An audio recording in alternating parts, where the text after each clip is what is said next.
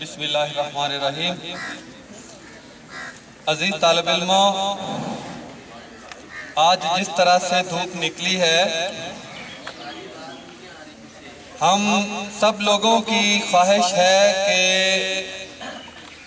ہم دھوپ میں بیٹھے، کیونکہ ہم نے گزشتہ مہینہ تقریباً سارا ہی سردی میں گزارا ہے۔ لوگ سردی سے عاجز آ گئے تھے، ہم سب لوگ دھوپ کو ترستے تھے۔ اب ہم دھوپ میں بیٹھتے ہیں تو ہمارا جسم گرم ہوتا ہے، اس میں توانائی آتی ہے، اور ہم سمجھتے ہیں کہ دھوپ کے بغیر انسان بیمار ہو جاتا ہے اور اس کے جسم میں توانائی کی کمی آ جاتی ہے۔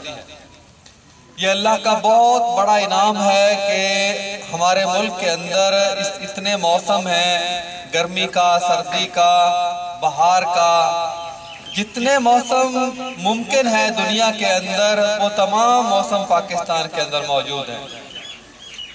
آپ اندازہ کریں کہ ایسے ممالک بھی ہیں اس دنیا کے اندر، خصوصاً جو قطب شمالی میں ہیں، کہ ناروے ہے، سویڈن ہے، ڈنمارک ہے، اس طرح کے دوسرے ممالک ہیں، ان میں کئی مہینے سورج نظر نہیں آتا، اور جب سورج نظر آتا ہے کسی ملک میں 1 گھنٹے کے لیے نظر آتا ہے، کسی میں 2 گھنٹے کے لیے نظر آتا ہے، اور جب ان کو سورج نظر آتا ہے تو وہ جشن مناتے ہیں۔ اور ان کو ایک ملک ناروے کی میں مثال دیتا ہوں کہ وہاں برف پڑی رہتی ہے سارا سال، اور گھروں کے سامنے سے برف ہٹانے کے لیے اور گلیوں کو صاف رکھنے کے لیے برف سے جو حکومت کو خرچ کرنا پڑتا ہے، جو لوگوں کو خرچ کرنا پڑتا ہے، وہ کہتے ہیں کہ ہمارے بجٹ سے زیادہ ہے۔ ہمارے ملک، پورے ملک کا جو بجٹ ہے، ان کو اس سے زیادہ پیسے خرچ کرنے پڑتے ہیں اپنے گھروں کے سامنے سے برف ہٹانے کے لیے اور اپنی گلیاں، اپنی سڑکیں صاف رکھنے کے لیے۔ یہ کتنا بڑا انعام ہے اللہ کا کہ اللہ تعالیٰ نے ہمارے ملک میں اس طرح کی مصیبتیں نہیں رکھی ہے، لیکن ان سب کے باوجود وہ ترقی یافتہ ممالک کہلاتے ہیں اور ہم پسماندہ کہلاتے ہیں، ساری نعمتوں کے باوجود۔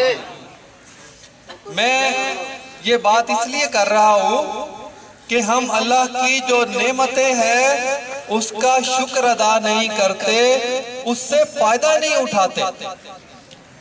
یہ کتنی بڑی نعمت ہے کہ صبح سورج نکلتا ہے، ہمیں دھوپ دیتا ہے، ہمیں روشنی دیتا ہے، لیکن بدقسمت ہے وہ آدمی، وہ اشخاص، وہ لوگ بدقسمت ہیں جو دیر تک سوئے رہتے ہیں، اس سورج کی روشنی سے فائدہ نہیں اٹھاتے، اس کی دھوپ سے فائدہ نہیں اٹھاتے، اور رات کو جب جو سورج کی روشنی سے فائدہ نہیں اٹھاتے تو دیر تک 2-3 بجے تک اپنا کام کاج کرتے ہیں، جاگتے رہتے ہیں۔ بالکل فطرت کے خلاف ہم نے اپنا معمول بنا لیا ہے۔ جب انسان فطرت سے ہٹتا ہے، اللہ کی نعمتوں کی قدر نہیں کرتا، تو اللہ تعالیٰ اس پر روزی تنگ کر دیتا ہے، اس کا کھانے پینے کی اشیاء میں کمی لاتا ہے، اس کا روزگار کم کر دیتا ہے، اور وہ لوگ غیر ترقی یافتہ ہو جاتے ہیں، غیر تہذیب یافتہ ہو جاتے ہیں۔